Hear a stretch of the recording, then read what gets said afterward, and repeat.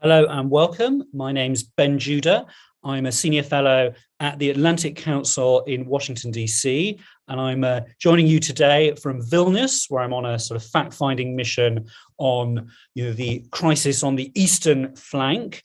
And I'm delighted to be moderating today a conversation I've been really looking forward to on parliamentary perspectives about what can be done on the Russia-Ukraine crisis. We're bringing together a really incredible panel here of voices from across Europe that have got very, very kind of strong opinions on this. Starting with Right Honourable Tobias Ellwood MP, Chair of the Defence Select Committee in the UK House of Commons. Tobias, thank you so much for joining me. Good afternoon, sir. Good afternoon. From Tallinn, we have Eerik-Niiles MP, who's a member of the Foreign Affairs Committee of Estonia and a kind of former sort of leader in Estonian intelligence. As well.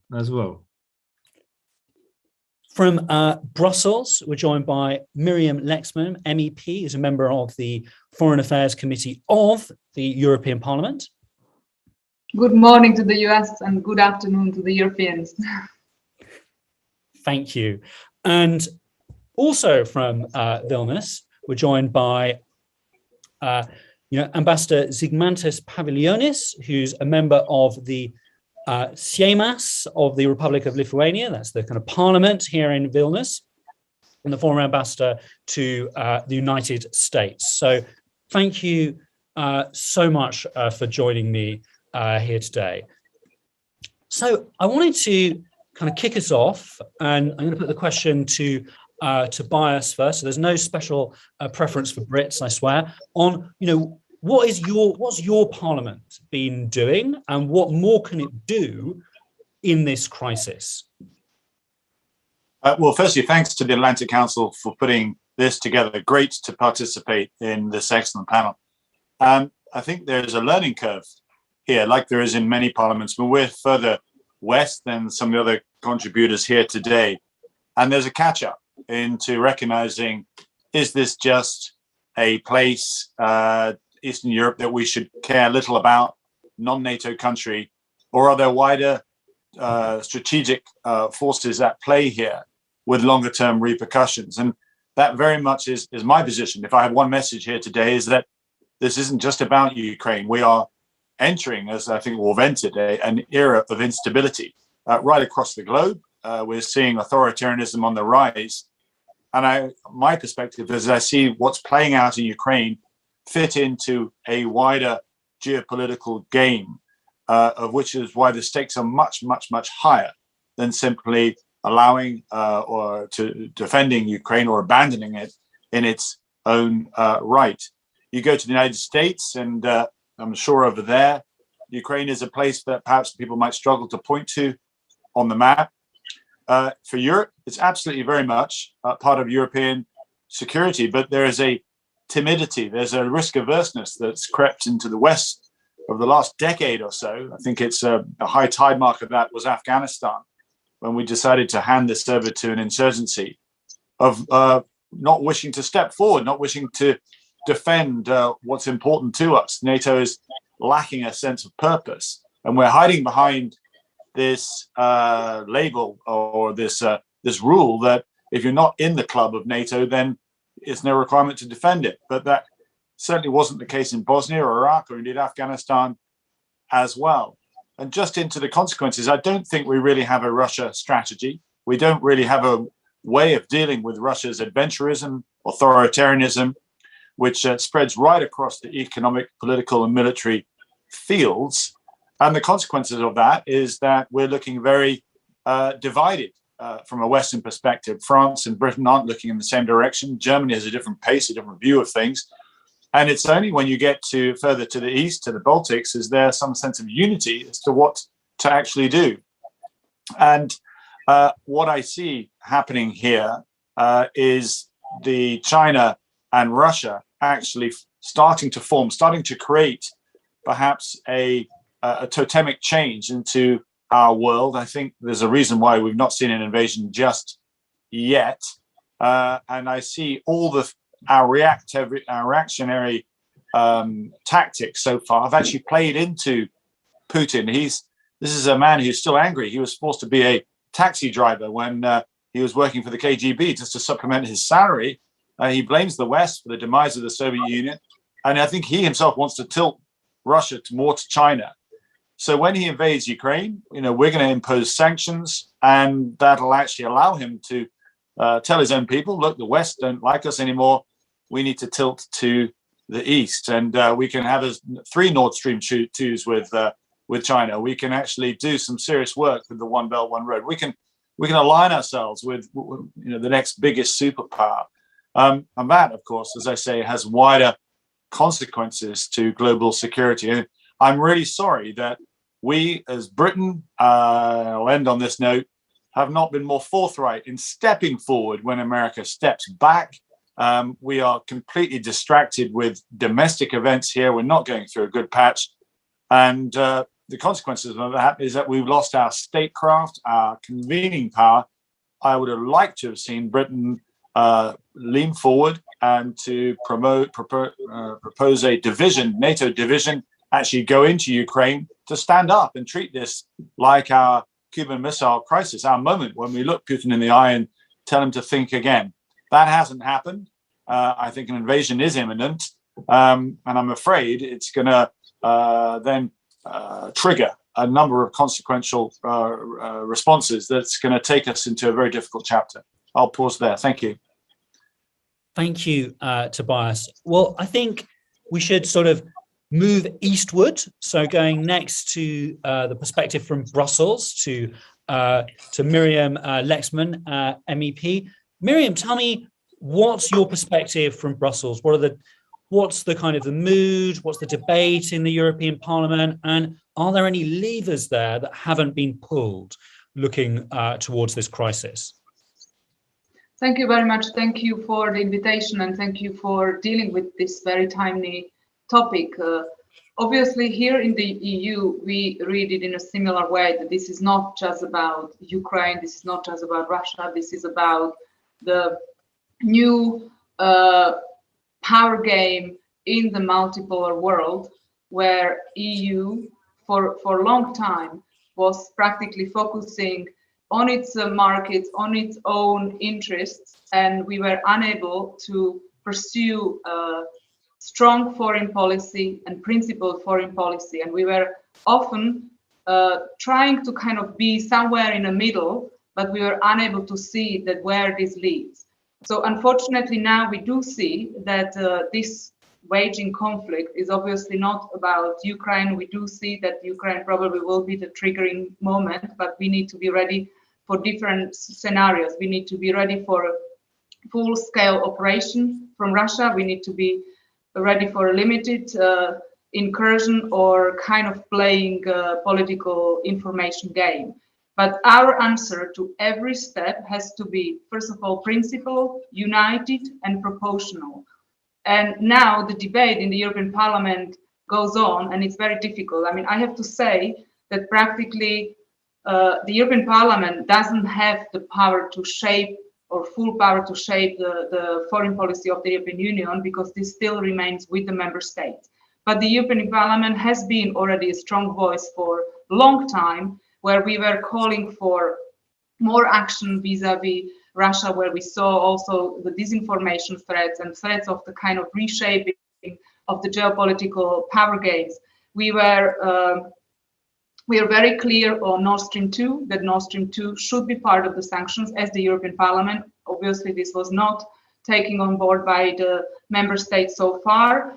But the European Parliament has been very clear that the European Union must defend integrity of territorial integrity of Ukraine. So this has been already all said.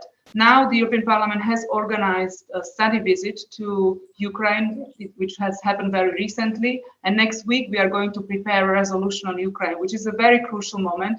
I do hope that we will be able to come up with a very strong language and united language. And this is, I believe that this is very crucial for any of the further steps of the European Union.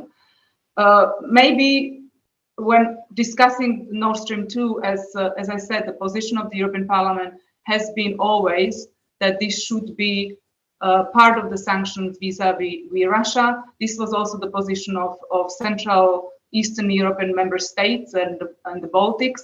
Obviously, unfortunately, we didn't reach any agreement here. And unfortunately, as we could see, the agreement is not reached also within the different ministers of the current German government, which makes the situation very difficult. I would maybe say, except of the strong language on in this report on Ukraine next week, what we need to do is a couple of other steps where we can engage. One is, I believe that the European Union should, as soon as possible, include corruption into the Magnitsky scheme, the European Magnitsky scheme. The Slovak foreign minister has come up already in the council with this proposal. I know that some member states, in particular the Baltic member states, are also clearly calling for this. So I believe this is something the European Union, part of the all activities which are already in the pipelines, but this is something which maybe looks like something unimportant in this moment. I do believe that this is very important in this moment, that money which are as a result of the crony behavior of certain people in Russia are not going to support conflict and are not going to kind of corrupt also our own decisions, because this is also, these money are being used in order to influence our democracies and the decision making of our institutions, as well as influence the public opinion about what's happening in Ukraine and practically polarizing polarizing the societies in the member states. So I believe that this is something what is very important in this moment. Another important part, what I believe, is that the anti-coercion mechanism we just work on in the European Parliament and of course the European Union, the legislation should come. The French presidency has promised that they will come up with a proposal. I believe that this anti-coercion mechanism must also include behavior of a third country which is trying to circumvent our sanctions to another country. So practically our sanctions vis-a-vis Belarus, if they're circumvented by Russia, this kind of behavior should be included into anti-coercion mechanism, because this practically is trying to undermine our economic stability and our principal stability in our engagement economically with the third countries. And maybe final information, what I would like to say within this context is that there are presumptions that the Green Deal with law until 2035 will lower the import of Russian gas by 60 or 70%.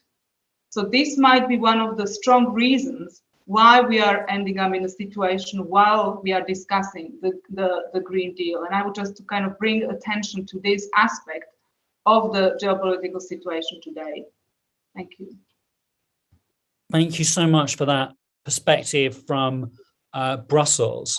Well, now I'd like to continue our journey eastward and come to Žygimantas in Vilnius.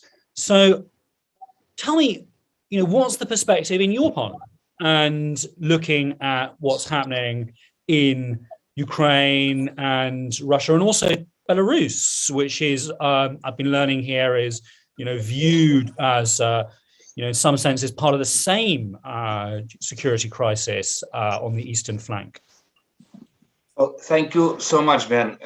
Well, this debate is first of all about the role of the parliaments. And well, I was dealing with my country's accession to the EU and NATO. I was former diplomat for I don't know how many years, but now I am a member of parliament. And what can I say? That the role of parliament is crucial. Well, if you see Lithuanian story or success story, why it is success? I would say because of the parliament. Parliament was the institution that finally stopped the Soviet tanks who took the TV towers and so on. We resisted in Parliament. So we revolted against the Soviets in the Parliament. Then we, through all the process of going to the West, we maintained unity. That is very important. And still our brothers and sisters in the East are not learning it. You have to stay completely united. Red, green, white, whoever. Annually, we committed to Social Democrats and Christian Democrats and Liberals and Greens. We stay together, whatever, however enemy is trying to defend us. And finally, what is most important, I was diplomat that was writing accession applications to EU. On bureaucratic level, it's so difficult to get the West to listen to you. And who actually helped? People like McCain, people like, we had few people in Bundestag. We found our own McCains in each parliament, people who can die for our freedom. And they were political figures who created the political will to enlarge EU and NATO to Lithuania. And now I completely agree with our colleague from London. We don't have policy on Russia. I would be even too, maybe arrogant and provocative. We don't have policy on Ukraine. We don't have policy on Moldova. We don't have policy on Georgia. We don't have policy on Belarus. We react, yes. We react in a weak sense. And it's exactly what Putin wants. He escalates, and we are demanding for de-escalation, and he grabs a little piece of territory and he proceeds. And what politicians can do, like late McCain, I would say create kind of Churchill moment, again provoking our British friend, because if you don't have a policy, you are falling a victim of other policies. So formulate the policy, unite the politicians, and make it very clear. First of all, on Russia, it's not only dialogue. Forget about dialogue with autocracy that is killing people and occupying territories. It's even forget about deterrence, because deterrence is not working. We have to go to kind of Cold War tactics. We have to react immediately when they do something wrong. Well, the world is not reacting to 30,000 troops in Belarus. The world is not reacting on Russian troops in Georgia from 2008. They have to pay price immediately and not, after some time. So, of course, it means, like Miriam just mentioned, it means Putin's pockets, money that pay for crimes. And those money are spread over the world. We introduce sanctions against Lukashenko, but, what about Putin's friends and his own pockets? Of course, we have to kill Nord Stream because it's feeding the killer, with our own money. And finally, here again, a little provocation to Brussels and Washington. If you look to Baltic success, from the very beginning, you made it very clear, this is a red line. Those countries finally, with free trade, association, and so on, will be EU and NATO member states. It was a turning point in our relations with Russia. Russia started to respect us, to notice us. Actually, they withdraw troops from Lithuania in 1993 after Copenhagen European Council decision that free trade will lead to membership and so on. And when we leave Ukrainians in limbo with our decisions from Bucharest NATO summit, we create the gray zone ourselves. Don't blame Russians. They were always grabbing, killing, and occupying. Blame yourself. Blame, those leaders who vetoed 7 other leaders. I was then deputy foreign minister. We've been fighting with our president, Adamkus from Chicago, with President Bush and other leaders. We were fighting for maps, and it was not given. So if this administration that convened great democracy summit and that was saying that they will defend democracies will not extend either bilateral security guarantees to Ukraine, or will not give map or membership to Ukraine, you can forget about all the rest. Russians will continue grabbing, killing. And my final point about US troops, it's great to receive messages that they're coming to Poland and Romania? What about us? What about Lithuanians who on the attack of China? Belarus, Russia? Where are those Americans? Why they just rotate? They have to station there. They have to stay there permanently. If you are serious enough about values, you always speak about. Thank you, and sorry for those provocations. Thank you very much for them. And now, completing our journey, coming to Eerik in Tallinn for the perspective from Estonia. So my question to you is both the same as to the other panelists, but also a question's been sort of nagging me as this has proceeded. If we are in a state of hybrid war, what does that mean legally? What does that mean for a parliament? Yeah, that's a very good question. But to start with, first, thank you very much for having me here. It's great to see you and all others. I'm a little bit in an unusual position for myself because I find myself more optimistic than most other speakers. Usually it is exactly the other way around. And totally agreeing with Zigmantas and Tobias that we do not really have policy, a comprehensive NATO or Western policy towards Russia. I think we have nonetheless made significant progress in at least understanding what's going on. Because this crisis, this aggression has been ongoing, sometimes escalating, sometimes calming down. It didn't start in October 21. I mean, it has been going on at least since 2008 with the Russian invasion of Georgia. And when we compare what the Western response was in 2008 and what the Western EU, etc., NATO understanding of the issue was, then the situation today is far better. Because back then, with the exception of maybe the Balts and the Polish, the threat was not even understood, not believed. It was still that let's have a partnership and the Russians will want to play dance tango with us and they need economic relations and all this that we have heard. The reset policy of President Obama was 2011 after Georgia. And we now have a saying in Estonia that, our security is mostly strengthened on expense of the Ukrainian casualties. Until 2008, the Baltic states were NATO members. There were some countries in Europe that blocked contingency planning for the Baltic states inside NATO as members because it was considered too provocative to the Russians. So there was no planning. That only happened after 2008. So now if we think of 2008 and today we have, since 2014, a big jump was made. When Crimea was occupied by the Russians, all of a sudden, there was a certain alarm clock. All of a sudden, things started to change. Now we have the NATO enhanced forward presence in the Baltic states. 3 countries have a battalion battle group plus. Britain is a lead country in Estonia, Canada in Latvia, Germany in Lithuania. So now we have German tanks in Lithuania, would have been totally out of the question 10 years ago.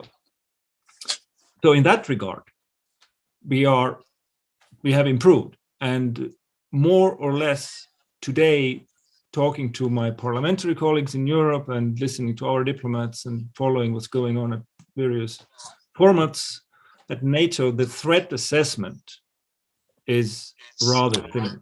So the West understands the problem and pretty much agrees what the threat is. The problem now is that there is a disagreement, even if quiet, how to respond to that threat. What is the solution? And that's what we need to work for and work about. Of course, we have a our skin is in the game. I mean, we sense an existential threat, unlike maybe governments westward from us. So when the initial question was, and oh, by the way, Tobias, Britain looks a lot better from where I sit than you. You know, the extra 1,000 troops coming to Estonia, troops to Ukraine, the military assistance to Ukraine, you know, you look much better than most other NATO countries. Anyway, so what we have been doing was actually a question, so I quickly outline. Obviously, parliaments really can't do much. They can speak and make statements. What we have been doing, mostly the work is done by the governments. In our case, the parliaments and governments are pretty much united in their support of Ukraine, so there is no domestic political disputes about it. We passed a resolution at the Estonian parliament supporting Ukrainian sovereignty, territorial integrity, and reaffirming all the core fundamental principles that we should talk about the NATO open door policy, no senior members, junior members, no veto right for any outsider for the decisions of the alliance, how to defend ourselves, all those fundamental principles that the Russian ultimatum of December 17th seems to at least attack and try to turn over. And those are the things that we need to repeat more and more, because the messaging of the West, at least in the beginning of this acute phase of the crisis, was rather confusing. The initial President Biden's statement that after the phone call with Putin, that there will be negotiation with 5 NATO members and Russia about the Russian security concerns in Eastern Europe, sent shockwaves through the eastern flank of the alliance, to put it honestly. This has been, let's say, course directed in the meantime, and by now, actually, that's another. It's too early to say it's a success story, but it's another development that seems to be going in the positive direction. That there is enough consultation among the alliance. We do not feel that we are left out by the Americans and we are of course at the table at NAC in Brussels daily discussing the responses. So an effort has been made to keep unity, and inside NATO, I do not see any major disagreements now. There are probably some disagreements between NATO, the EU, and the UK about the sanctions packages and reactions, but the unified message is more and more clear, and that is probably an outcome that the Kremlin didn't expect that quickly and that clearly, and that is a very good thing. So what to do next? How to support Ukraine? I mean, that's there is no recipe. Obviously, we would like to see that the West switches gear and becomes actually directing the conversation and not reacting, but being proactive. The deterrence has been far too weak militarily. If you talk about deterrence, it has to be actually really deployable assets on the ground. That's what the Russians understand. Everything else is just empty talk. And regarding the EU, but obviously Estonia as an EU member has been very active in formulating and contributing to the ideas of the sanctions package and coordinating it with the US, EU, and UK. And that is also, it seems to be now almost there, that there is a common understanding among those, the EU, NATO, and the UK, how to do how to help Ukraine economically. So there's a 1.2 billion grants and loans given to Ukraine just recently by the EU, and it's very important to understand that military aid is one thing, but the Russians are now suppressing and trying basically to weaken Ukraine, destroy Ukraine economically. Their businesses are taking huge hits. Their insurance companies are leaving. They do not get credits. It's hard, and so we need a Marshall Plan kind of initiative already now, because otherwise the Russians soon they do not need their 150,000 troops. But to sum it up really quick, directly about parliaments and legislators, also the EU Parliament. We haven't responded really to the acute and grave violation of the international law that is happening right now already. Since 1945, the Nuremberg Charter and the UN Charter, threat of force is considered an aspect, it's considered aggression. It's forbidden by the UN Charter. It's also a crime against peace, according to the Nuremberg Charter. So all those negotiations, or we call them dialogue, that are going on, and the Russians are trying to achieve agreements under the threat of force, should be considered impossible. If we are talking about protecting the norms-based world order and the security architecture built since the end of the Cold War and all these nice things, this line has already been crossed. When the Russians actually kinetically invade, that's just the second phase of the aggression. The threat of force itself is a violation of the UN Charter and a violation of basic international law.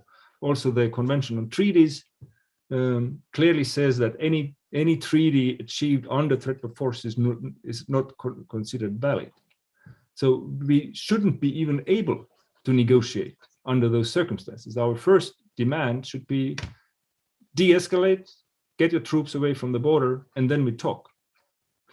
And the second point that we need to start to think about is this hybrid threat. What is the legal meaning of hybrid threat? There is no international law behind it. It's any government uses that phrase, fills a space that doesn't really exist. So it could mean anything. It means something else in Vilnius than it means in Berlin. And we need to start to actually draft some legal language. What does it mean, and what are the consequences? Because that is lacking right now, and it's obvious to everyone that we will need that soon. But I stop here. Sorry for being too long. No, it was perfect. Well, as in all Atlantic Council events, I wanted to kind of invite the audience to kind of send some questions through the Q&A function on the Zoom, and I'll be sort of picking up some of your questions. One of them that's come through, I think, is really kind of pertinent. What do you think about the Normandy format? How legitimate is that? And how legitimate would any kind of deal that Germany and France would be able to negotiate with Moscow? So I'd like to put that question to Vilnius, if possible. Okay, thanks. Well, I will maybe relate it also to some other points. I really liked, Tobias mentioning that tectonic change that China and Russia is preparing. That's serious. That's serious point. And I was discussing it with some other, German friend, Reinhard Butikofer. He said it maybe differently. He said, Žygis, for decades or so in Berlin, maybe we've been a bit wrong because we thought that economy might change autocracies, and we created interdependency with them. And actually, it's wrong. It's not economic world, it's geopolitical world. And more or less the same. I still remember the British Prime Minister Tony Blair said to me and my president, maybe the biggest mistake I made is to accept Russia to G8. We were thinking that we will transform it. Oh, they joined the club to transform us. So the West should wake up from that engagement and dialogue policy that so much liked, to be honest, by Germany and German and French leadership.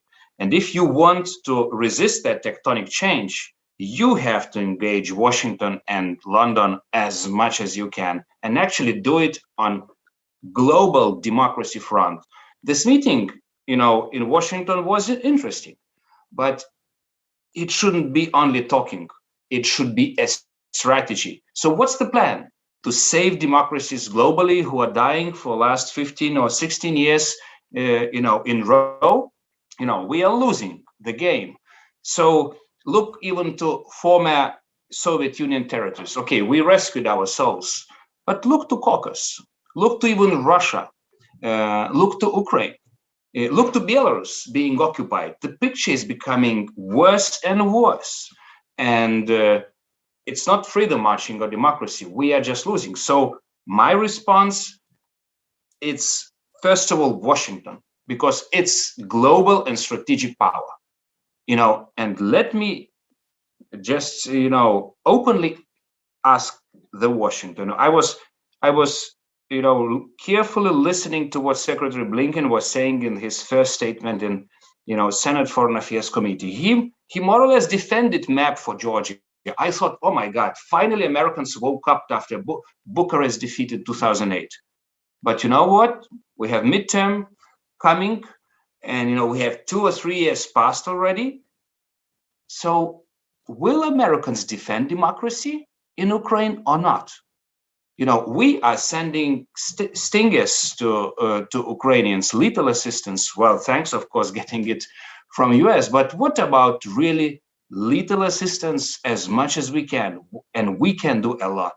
And this is, first of all, decision of Washington, London, what they do. What about bilateral defense guarantees to Ukrainians? What about extending NATO simply to Ukraine? We will have Vilnius NATO summit in 1 year. Why don't we have a plan for Vilnius summit? We have just 12 months left. Why don't we use the opportunity? Or we really want to see, another, thousands killed and then people dying, and that's our responsibility, guys. So I don't believe in those formats of dialogue and engagement with autocracies who are using it to legalize their occupations. I believe in a strategy created by the West, a long-term strategy how to defend finally democracy and in Ukraine, and that could be done through NATO membership only. So I've got another question from the audience for Tobias, which is, what could the UK Parliament be doing about London's kleptocracy problem? A topic very close to my heart.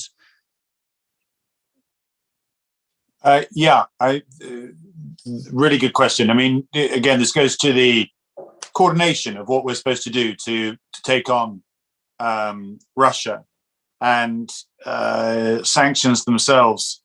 How do you harm? How do you prevent? How do you have an impact? How do you change behavior? And that's what sanctions are about. It's how do you alter the direction of travel that your adversary is going.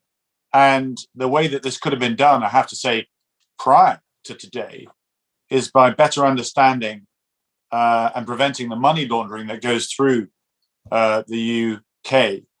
It's taken a nudge by the United States, I think, politely, but rather publicly, to say, this has got to stop. We don't have the checks and balances in place that allows the oligarchs to invest heavily in buildings and infrastructure and other projects here in the UK. It's done through shell companies. There's a way of simply diluting the ownership, if you like, to the point of distance from the original source, which should have been grasped 4 years ago. This is something my colleague Tom Tugendhat looked at very seriously. He made recommendations in his committee, the Foreign Affairs Committee, and only now have we suddenly seen legislation expedite to be able to grasp this. And so, thank you to the US for doing this. But, again, this is it's an indication of the wider lack of horizon planning and appreciation, the situational awareness that I'm afraid is missing. This is something that used to be at front and center of the special relationship.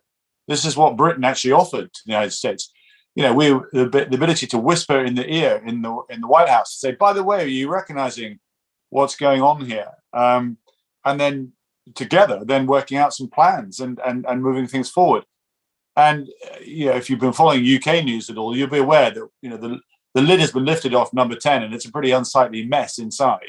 You're not going to get any discipline, any leadership whatsoever. And we've got to regroup. We will move on. I say, you know, it's unfortunate now, and we will repair. That's what we do. But right now, it is challenging. I'm pleased to say you think the UK is doing well re Ukraine. I think that's because the bar is pretty low across NATO in stepping forward, and you know that's the trouble. We're giving MLAWs, which are, you know, over the shoulder, 600 yards, I think, meters. You know, you've got to see the tank before you hit it. By the time any tanks turn up, you know, the arterial bombing that's going to take place, the shock and awe that would have just happened is going to be colossal. They get javelins from Estonia and Lithuania, so not to worry. Okay, I mean, that sort of makes sense. It also suggests as well, and you touched on it there, sir, you know, if you are going to start procuring and providing supply chains of equipment, it's got to form part of the collective effort that Ukraine requires. We can't all be looking in our inventories, seeing what we've got a lot of and saying, right, have some of that. Hey, we've got a lot of helmets. Let's get rid of those. That doesn't make sense. It needs to be part of a spectrum of support that provides Ukraine with the necessary firepower it requires. But I go back to my original point. If you want to look Putin in the eye and prevent him from doing what he's doing, then you've got to stand firm. And the only way to stand firm is for NATO to actually send a division into Ukraine and say, come on, bring it on. And that is a pucker moment. That's the time where we look at ourselves and work out who we are. But like I say, we are starting to appreciate the consequences of a Ukraine invasion. Oil and gas prices across Europe will suddenly skyrocket. Grain is only beginning to appreciate. You talk about the value of parliaments. We were able to share this. I did my due diligence. A lot of Africa, Lebanon, places like this, so reliant on Ukraine for its grain. It's been the breadbasket for Europe for centuries. And now it's absolutely pivotal to the welfare and food security of so many countries. So why are we now realizing all this latterly and then working out actually the easiest solution to this is actually to move our tanks not in a semicircle around Ukraine, but in it? That is the language that Putin will understand. At the moment, he sees weakness and he's exploiting it. Thank you. Now I'd like to take an audience question to Brussels, which is the Interparliamentary Alliance on China has caused to be noticed over the last year. Do we need an interparliamentary alliance on Russia? Thank you very much. This is a very good question. Yes, I was one of the founding members of the Interparliamentary Alliance on China, and I'm a co-chair on behalf of the European Parliament. And I have to say that after nearly 1.5 years of running of this project, I think that this was an absolutely vital step we did. Parliaments from all around the world, democratic parliaments joined and united in a discussion, in coordinating steps, in sharing information, thinking together what steps need to be taken to fight against the challenges coming from China on security issues, on issues related to dependency, economic dependency of production of very crucial products or health products, issues of geopolitical rebalancing and trying and attempts from China trying to, I would say, coerce our economies, but also to reshape international structures which are supposed to guarantee democracy and peace. So practically, this is all we did vis-à-vis China, and it seems that we are very successful. We are also successful to change the opinions or to reshape the debate within the different parliaments by mainly bringing information and studies which show the data, which show the need that we need to be united.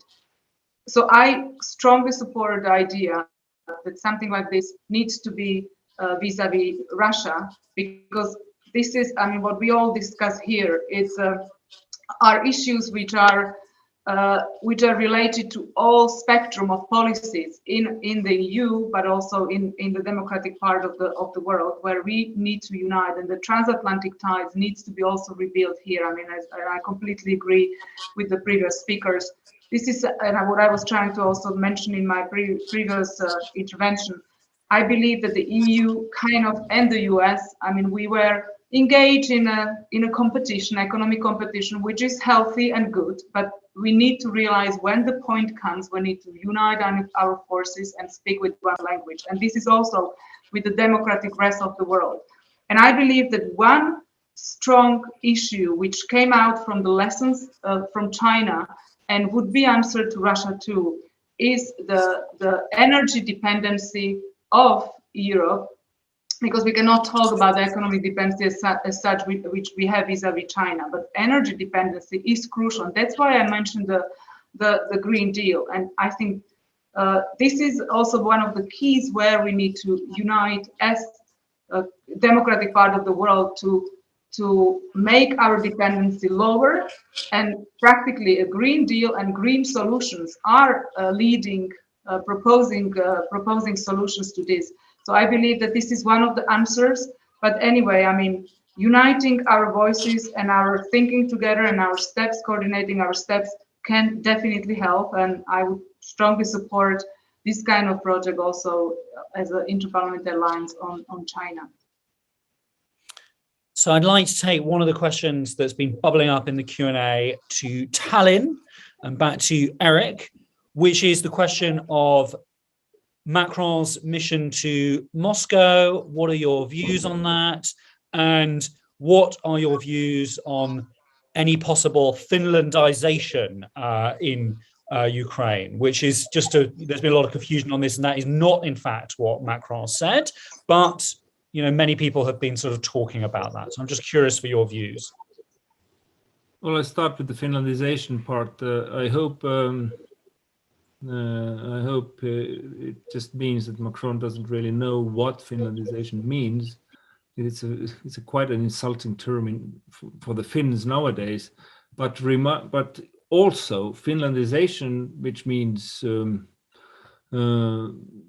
basically accepting Russia's Soviet sphere of influence over an independent Finland, nominally independent Finland with independent economic policy and but not that independent foreign policy and strict neutrality and censorship. That model was only possible after Finland had fought 3 wars with the Russians and not in the direct sense of the word lost any of them. The Finns gave a very good fight, and that enabled them to have Finlandization. So it was Stalin's reward. He respected the fight. So Finlandization of Ukraine can only happen after they fight the war. Without that, that's not even an option. But obviously, just to put it shortly, it's I am sorry, and it's disappointing that that the French presidential campaign is now including crisis in Ukraine, a war and Russian aggression in Ukraine, and the security crisis in Europe, and that should not be the case. Thank you. So, we're sort of moving towards the top of the hour. So one of the next questions which has kind of come through from the audience is, one of the simplest ones, which is, if full-scale war breaks out, what do you expect will happen? So I'd like to take that question back to Vilnius. Like, if full-scale war breaks out in Ukraine, what do you think is going to happen next? A simple but a big question. Well, it's very simple. I remember Gorbachev sending troops in 91 and killing my friends in front of my eyes. And I remember how much radicalized Lithuania became. We just were willing to go to EU and NATO, and the same will happen. The same is happening. With every attack Putin is waging, our will to join the West and help Ukrainians to do it grows with each day. And I really hope that Vilnius NATO summit will be maybe last possibility for this American administration to show that they mean democracy to be defended. The last US president that touched Lithuanian soil was President Bush after Prague NATO summit. 20 years. We are waiting for American president in Lithuania. And if Biden wants to conclude Europe whole and free project, or at least do something historic, that's Ukraine. And that's membership. And that's exactly what our friend Tobias was saying, another good friend, Tom Tugendhat, we need leaders like this in America, like McCain was doing all the time. Push it, please, Tobias, we have 1 year and we have to do it for Ukraine. And we will save Europe like Churchill did it. And we will never forget it. Thank you for this. Thank you. So bringing the conversation back to Brussels with another question from the audience is, do you feel that the EU as a political institution has not been present enough in the crisis? And what could have been done differently to make it so, if you agree with that statement, of course? I'll maybe mention one of the aspects of policies we haven't mentioned yet, and that's the opinions of the population. Because I am afraid that for too long time, we knew that there is disinformation coming from Russia, that there is manipulation, there are, as we mentioned already, corrupted money, which were trying to sow divisions among our leaders, among political parties. And we knew about it. We were trying to come up with efficient policies. We never managed to do that. I have to also mention here the social media. We knew that the social media are part of the problem, and we are neglecting it because practically we didn't want to touch upon an independent business.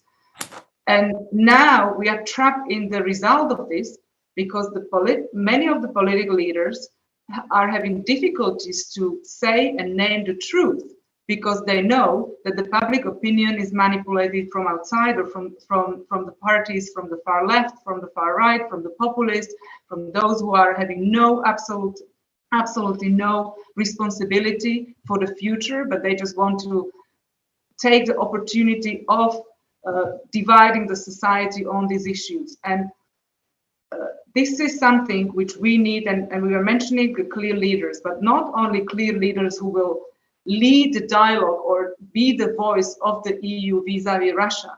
We need leaders inside of the countries who will be able to speak the truth and name the truth, and will be bold enough to say the truth, despite the fact that maybe the divisions in the populist parties or the divisions in the societies will push them out of the political spectrum. And this is unfortunately the price for which we have to pay, or the danger that we will have to pay this price is because we are neglecting the manipulation and divisions in our societies for too long. So, we're coming out to our kind of last 5 minutes. I want to do a last tour of all of our panelists with a very, very simple question, which hopefully you could all answer in 30 seconds each. You're going back to Parliament, sort of metaphorically, all tomorrow. What's the first thing you're going to do about the crisis? So I'm going to start in Vilnius. Well, if I would be Ukrainian speaker now, first of all, I would go to the Hill, to London, to Paris, to Berlin. He has already invitation from Brussels. Thank you, new president. But please open the doors for this speaker who is great, who is fighting on parliamentary level. We have to unite as parliaments to do our job, and that might change things at governmental level and situation on the ground. So Eric, coming to you, what's the first thing that you're going to do when you sort of step back into Parliament about the crisis? Well, the Parliament, as the name says, speak. So there will be a lot of more speaking, but particularly tomorrow, we will debrief our Foreign Committee chair, who just returned from Moscow talking to his counterpart. It will be an interesting debrief, and we are preparing some legislation regarding exactly what Miriam was talking about, the Russian disinformation and the Russian TV channels. That's actually a very important topic. I don't know if any of you follows what the Kremlin-owned TV channels broadcast nowadays, but if it was just nasty and propagandistic, then now it has become hate speech in the real sense of the word, and that is very bothersome, and that should be handled at the European level. So we are starting some motions in that direction. Miriam, what are you going to do when you go back into Parliament tomorrow to do with the current crisis? Maybe in order to kind of bring more colleagues around the table and to understand in what historic moment we are living, and that we need to be bold, we need to be united, I would go back to the history and draw the parallels from the history and try to compare, because I think it was Winston Churchill who said a nation who doesn't know its past doesn't have a future. And this also, I think that these words can be applied to today's situation. We do know that the parallels from the past do exist, and we need to learn the lessons. And this is, I believe, is a way how we can address our colleagues in the parliaments, but also how we can address the populations in our countries. And to Westminster, to Tobias, what are you going to be doing about the crisis when you step back into Parliament? I've somewhat given up here. I think we've done as much as we're going to see currently. I'm actually going to Ukraine. I'm going to, go to the front line. That's where I am next week. That's where I feel I need to go. I'm then on to the Munich Security Conference, and I think that's another good platform. And I'm sure some colleagues may be there for us to raise these matters. But I think the window to prevent an invasion is slowly closing. And we then need to brace ourselves for what happens next. And that's where we need to get our heads around. We're not really focused on these matters at all. But I will do my best from Kiev, from the front line, to then share with my government what more we could do. And then I hope that would nudge other NATO countries to, on this side of invasion, to support our democratic friends in Ukraine. Well, I just want to say thank you to all of my kind of esteemed panelists for joining today, and especially to the audience for such kind of sharp and pointed questions. And we hope to see you all again soon at an event with the Atlantic Council. Thank you and goodbye.